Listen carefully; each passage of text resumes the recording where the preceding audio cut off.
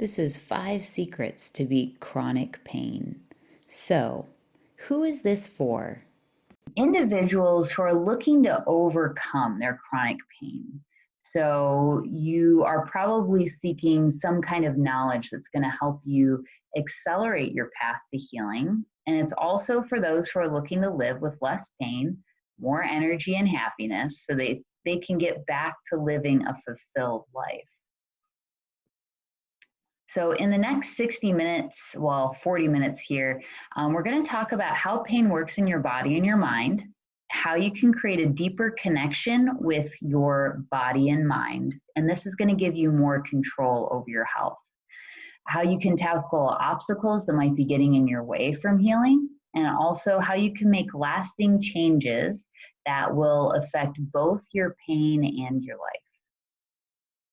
And so you know you're in the right place if this sounds like you. So are you tired of suffering from chronic pain? Have you tried other solutions like drugs, surgery, therapy, massage, creams, but nothing lasts? Has your doctor ever told you that you just have to live with this pain? Is your pain affecting your home life, work life, relationships?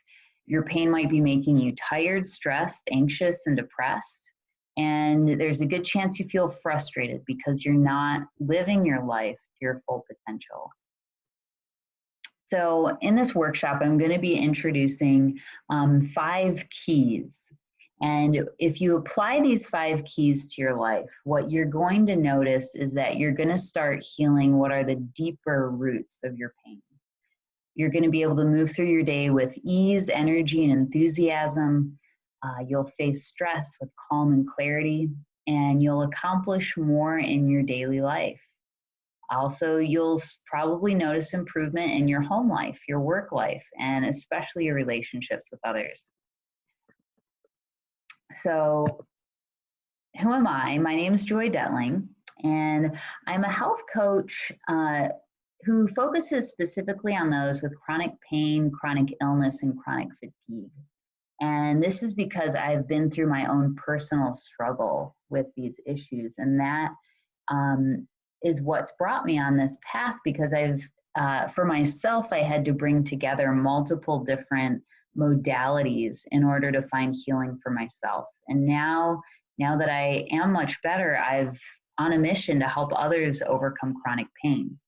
And just to give a brief story of how I got here is so I've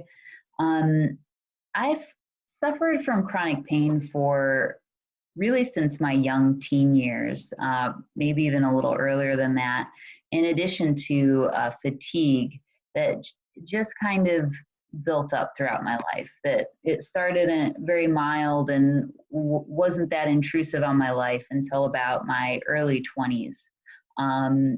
When I was at a desk job and all my symptoms got worse. I had pretty bad chronic back pain and was developing carpal tunnel and decided I needed to do something. And that's when I first started doing yoga. And it helped me tremendously, not only physically, but I found mentally and emotionally, it helped me a lot with depression and anxiety that I was also feeling at the time. So I ended up quitting my desk job I had at the time, went to a yoga teacher training, and eventually I actually started traveling all over the world teaching yoga. And this was eye-opening and exciting and amazing. However, it eventually exhausted me to the point where I really had to come back home and I needed to rest and figure things out. And at this point, I finally started seeing doctors more, but couldn't really get any answers. And I gave up on doctors pretty quickly and decided that I just needed to heal myself because I wasn't really getting any answers about what was wrong with me. And it was through all this searching and this trial and error and endless research that I was able to develop these 5 keys or 5 secrets to help one heal. And what I noticed is, so once I did get better and I started teaching yoga again, but I switched more to teaching students privately versus in a studio. So working one-on-one, and most of my clients I worked with actually had chronic pain or some kind of issue like that. And I noticed that there was a big difference between some students who improved and other students who didn't. And I noticed similarities between my own path to healing and those students who improved. And it was these commonalities is what helped me develop these 5 secrets. So, um, so there's these 5 key changes, and I'm going to walk you through all 5 of these today. So the first one here is to take full responsibility for your health. So what I know that I did for a very long time, and is very common that I see in others, is that we have a tendency to put the responsibility for our health on others. And just as a quick little thought exercise, I want you to think about the last time you were at your doctor's office. You might have waited a long time to get in to see your doctor, but think about that actual appointment. And even less than that, think about the time that you actually spent with the doctor themselves. And do you feel like you were rushed during the appointment? How long were you there for? Do you feel like you were able to ask all the questions that you had? Do you feel like all the information that all the information that was necessary for you came through from your doctor or practitioner? Did you leave the appointment thinking like, man, I wish I would have asked this question, or I still have questions about this?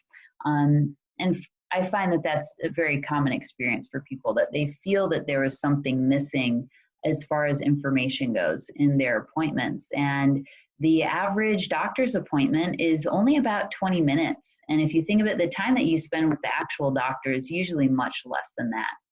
And what I'm trying to get across is that there's really only so much information that can go back and forth in an appointment that's that short. Most of our doctors are looking at just a slice of our health as opposed to the whole picture.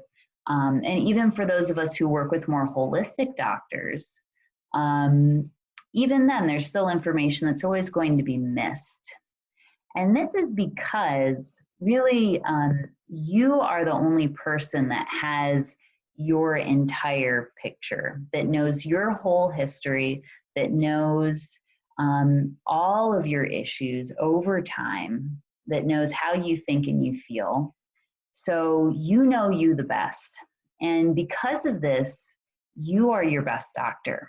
And I'm definitely not encouraging anyone to stop working with their doctors. In fact, your doctor may very well be a key to your path to healing.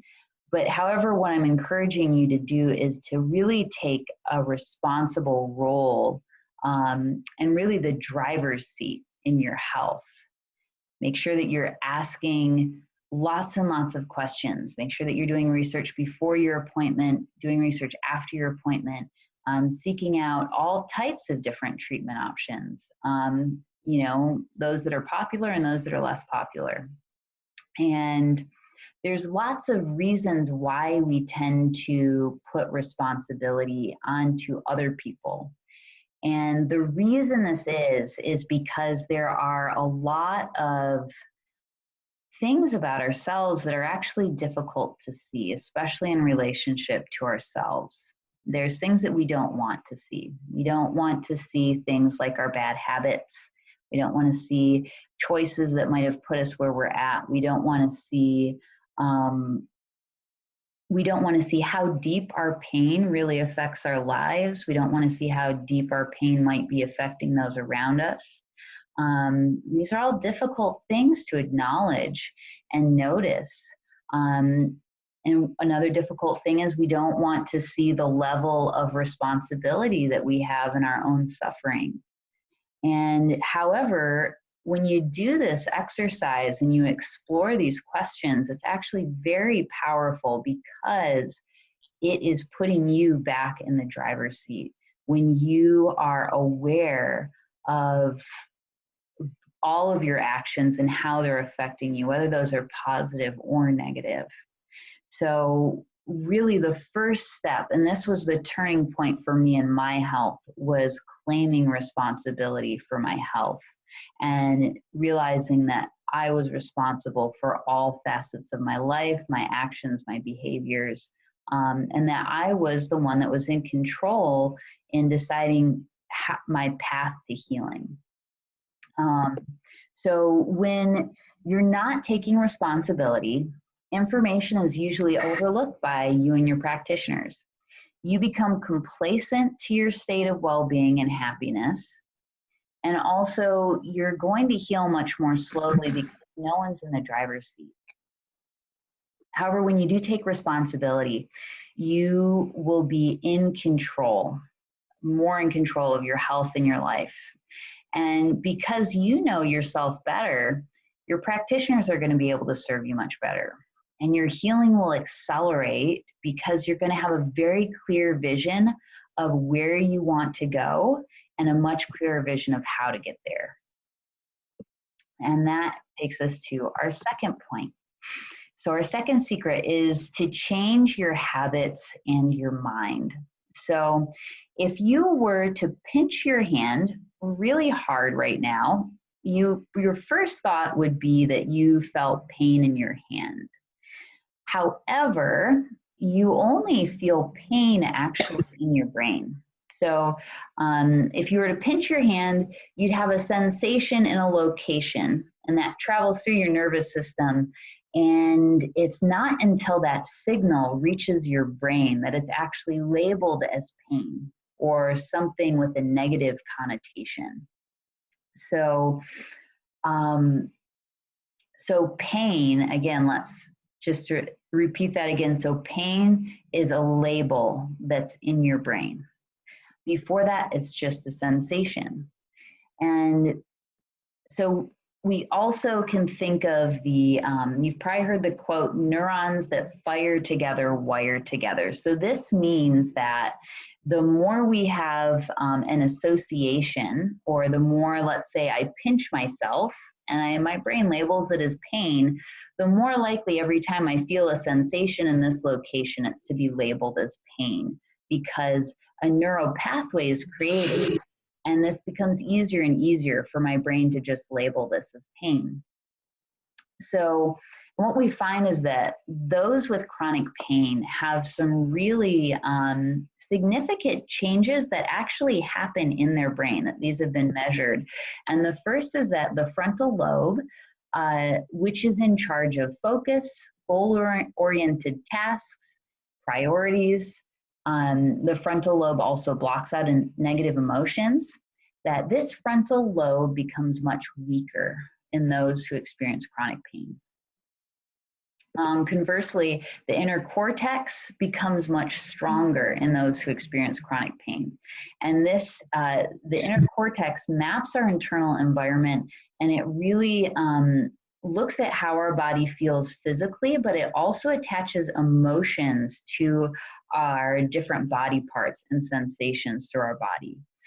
So the inner cortex in those with chronic pain can become overactive. And what this does is this creates a constant attention to negative feelings in the body. So we can see that there are actual brain changes that happen in those who experience chronic pain.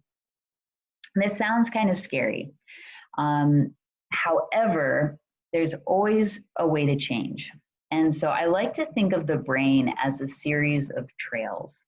So you can think of trails as that the trail that you go down the most frequently, it tends to be the trail that's most worn, right? It's the widest path, it's the easiest to travel down. And then there's trails that are traveled less frequently, are narrower, might have more rocks in the path. And then there's unexplored territory that is, completely untraveled. So those well-worn paths we can think of as our habits. If we're used to feeling pain all the time in a certain place, that is a well-worn trail. That's a well-worn neural pathway in our brain. However, we always have a choice. So if you're on your well-worn path, you always have the option to step off of it into unexplored territory. And so just like we can create a well-worn trail, if we go into unexplored territory, say the first time, you're gonna break a few branches and crumple a few leaves so that the next person walking behind might see, oh, someone was just walking down there. Let me check it out. And they go. And then each person that goes down that path that you just created is going to wear it down a little bit more. And so this is how it works. Each time we send something down that new path, it becomes a little more well-worn, a little easier to travel down. And maybe even one day, people stop traveling down the the original path, which eventually can become grown over and unrecognizable eventually, as we tend to continue to travel down this new path that we created. So, and hi there, looks like we just got a new person. Welcome. So that's kind of, and this whole concept, it's called neuroplasticity is the scientific name for it. And it means that our brains are constantly changing and that there are actually lots of ways to build neuroplasticity in your brain, ways to make your brain more neuroplastic so that it changes faster and more easily. And I find that these techniques are very helpful for those who are suffering from chronic pain, because a lot of it is just about changing those neural pathways, those habits of the brain labeling certain sensations as pain. And we'll get into that a little bit more later in this workshop as well. So, so when you are stuck in your habits, what you're going to notice is that you keep going down the same pathway. You become stuck in the same damaging behaviors, and you become stuck in the same damaging thoughts. When you do get this right, your thoughts will change. You'll find that that you change your behaviors so that you start living a happier and healthier life. And this is the way that it works: is when you have new thoughts, you have new behaviors, and this is what creates new results. So we'll move on to our third secret. And this is to find ways to cope with stress and emotions. And let's talk a little bit more about pain theory. So there's the gate control theory of pain is different than, this is the most commonly accepted theory of pain by scientists who study pain. But it's actually, doesn't really line up with what most people tend to think of with pain. So this theory says that thoughts and emotions open the gate for pain signals in the nervous system, that we can think of there being a series of gateways in the nervous system. And in order for those gates to open, there has to be a thought or an emotion to allow that pain signal to move through. And this is very different than the way most people think of pain, which they think of pain as a direct result of tissue damage. However, this is not the case. And there's a couple other proofs for this, is that if we were to look at an example like a bulging disc, that there's countless people every year who have a bulging disc show up on an x-ray and they had no awareness of it because they had no pain. On the other side of the spectrum, there's lots of people that might have an MRI and a CAT scan because they have terrible back pain. However, there's no tissue damage that shows up. There's also instances like those who lose a limb might still have phantom pain in that limb, that they are still aware of a pain in a part of their body that's no longer there. And so this is a really a big shift in thinking about your pain, is that it doesn't have to be a direct result of tissue damage.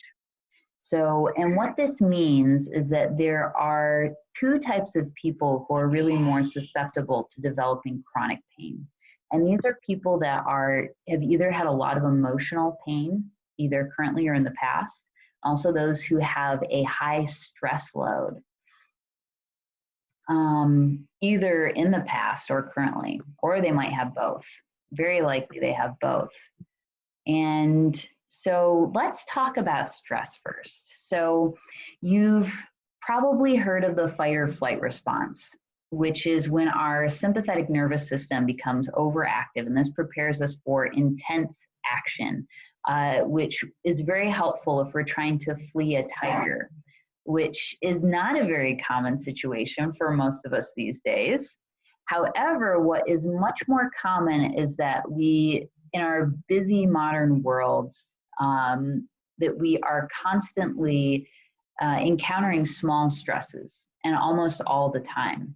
On top of that, also stimulation all the time from screens, from social media, and all that. That we're just constantly bombarded from the things around us, and we really don't give ourselves very much rest time. And I would say that we don't give ourselves much true rest time, where we're not giving input or stimulation to our bodies or our minds. So because of this constant stimulation, this constant stress, for many of us, our fight or flight response is turned on, and it actually stays on because those stressors never really leave. And so there's a couple different physical changes that happen when the stress response is on. One of those is that thoughtful cognition turns into more reflexive or reactive responses. We put a lot less energy towards digestion or really any bodily function that's not necessary for immediate survival.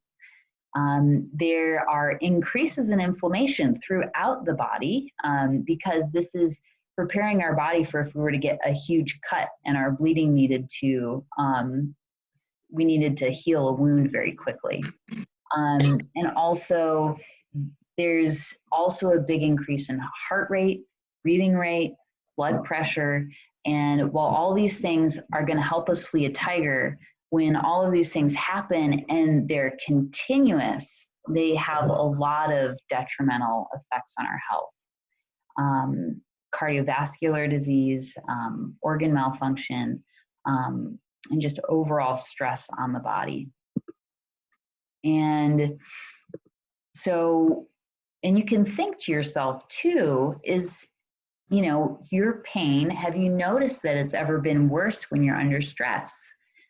Have you ever noticed that your pain is worse if you're feeling emotional or going through something traumatic?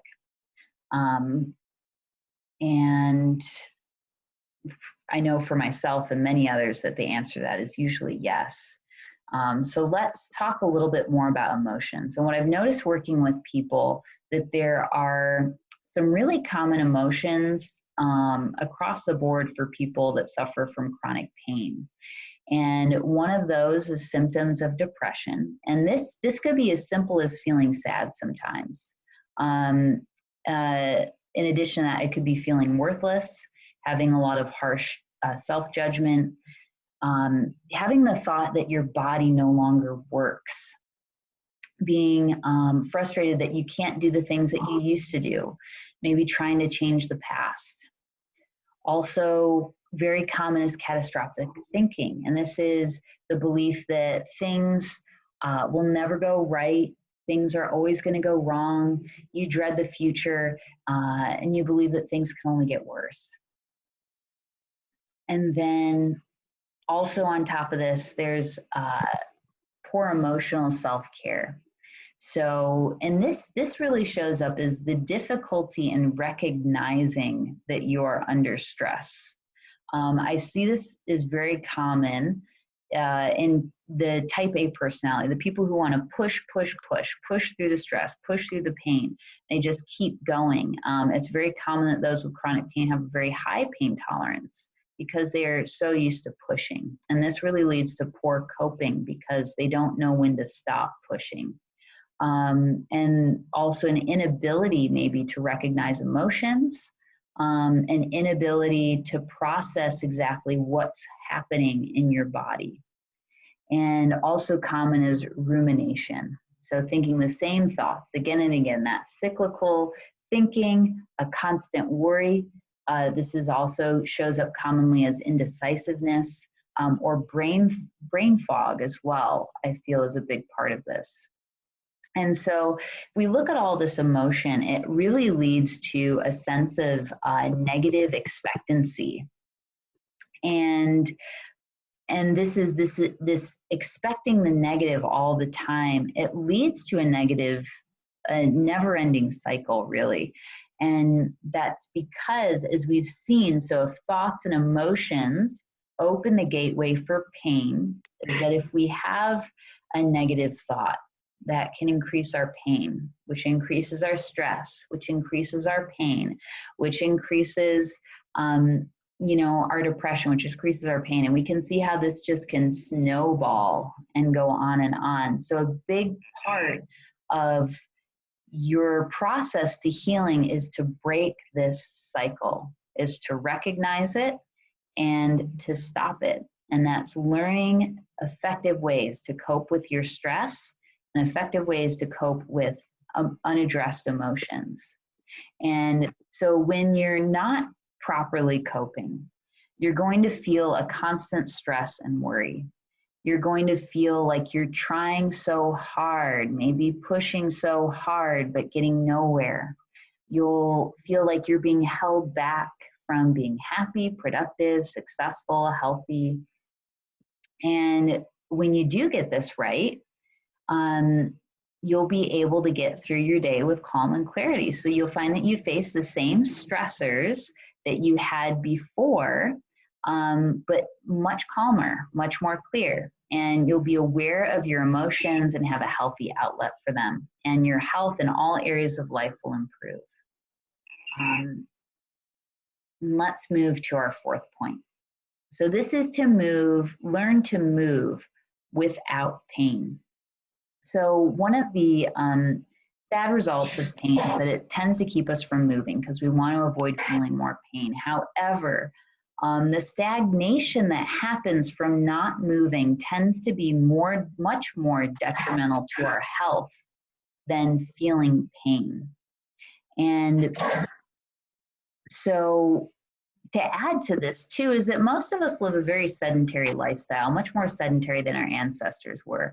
Most of us sit all day at work, or even if you don't, there's a good chance you spend a long time sitting in your car, at home, on the couch, at the table.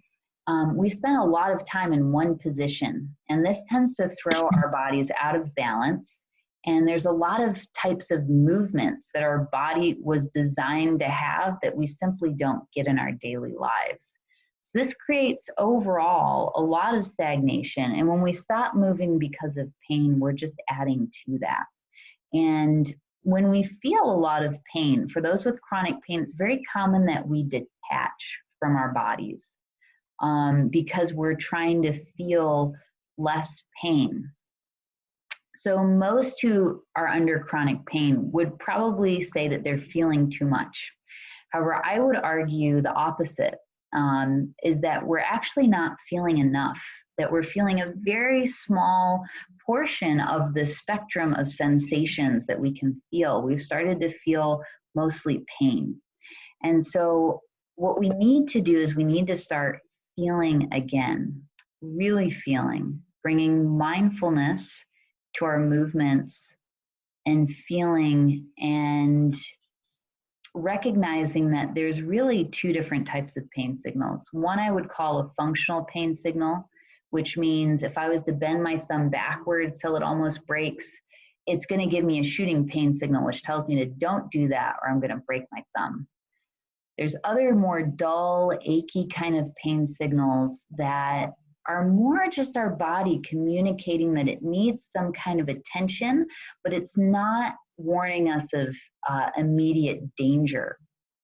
So we need to start to bring more mindfulness into our movements to identify what type of pain we're feeling, and that we can still explore and move through these other movements that are just our body just talking to us, telling us it needs a little attention, and as long as we avoid the ones that are sharp or shooting, then that's what we need to avoid. But other ones that we can slowly start to work through. And if we can find ways to move subtly and find ways to bring enjoyment into our movement, that what this does is it's going to slowly bring more circulation to our tissues.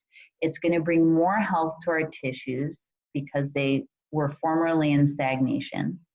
And as we bring a little more health, we're going to be able to move a little more. And we bring a little more health then, and then we can move a little bit more. And so what once was stagnation or a snowballing of the body into less movement and dysfunction, we can start to reverse that snowball. So we start to move more into function and health in our tissues. So again, a big part of this is bringing mindfulness and awareness into the way that we move. And so when you stop moving, everything is going to hurt more, which makes, when you stop moving, everything's going to hurt more over time. You'll become tired and depressed. It will affect your mood, and your health is going to decline from lack of movement. However, when you do start moving, you're going to start bringing more health to your body with consistency. You're going to stop hurting. You'll feel energized in all areas of your life, and you're going to start, this is really the cherry on top, is you're going to start loving your body and yourself again. And so that's our fourth point. Let's just review before we move to our fifth point. So again, number one, take full responsibility for your health, change your habits and mind, find ways to cope with stress and emotions, learn to move without pain. And our last point is to invest in support and community. And it's very common that we develop a self-bias. I know that I did, where for a very long time, I told myself that my issue wasn't that big or that bad, and that I can figure this out myself. I don't need any help. I can do it alone.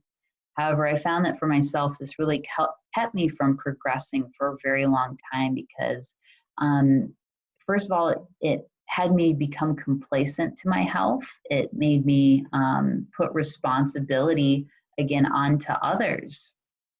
And I really wasn't able to move forward.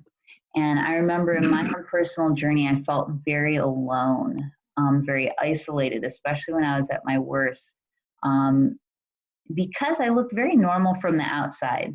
Many couldn't really see that I was sick from the outside.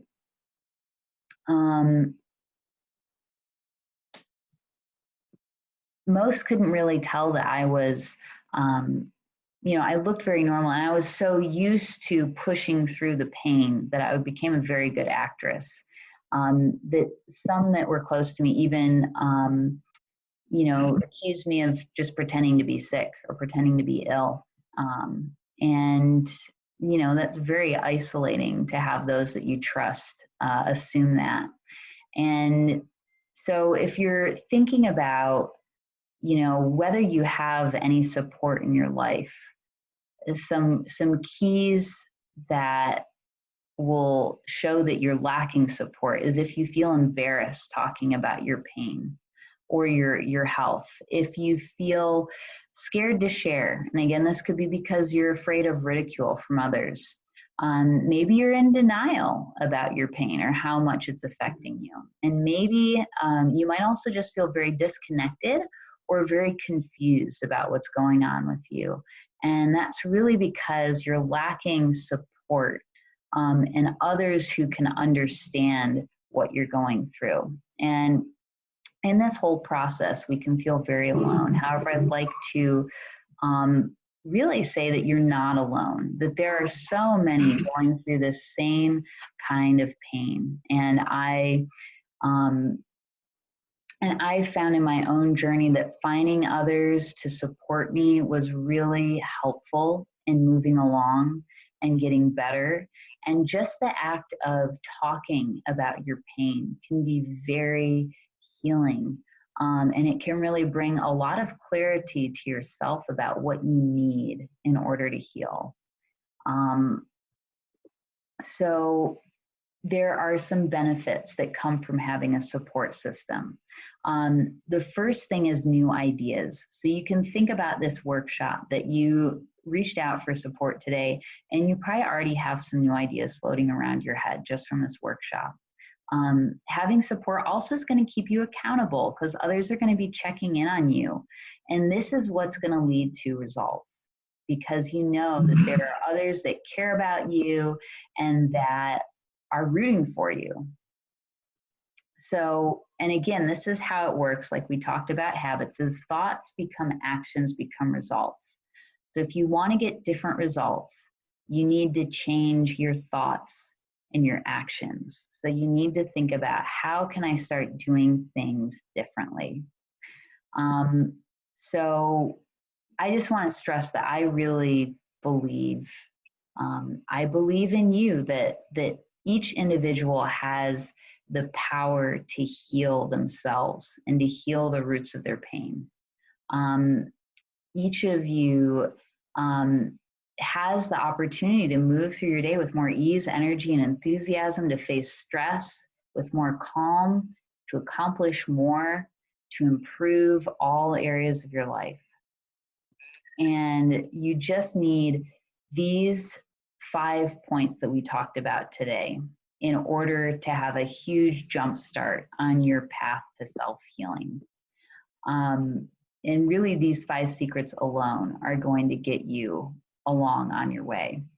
And so, what I'm offering today with this workshop is that I have some extra time in the next couple days to set up a call with anyone who wants to speak personally about how to apply these concepts to your own life, starting right away. And on this session, what we're going to be doing is talking about how to develop a step-by-step plan to overcome your pain. And this is going to be absolutely free.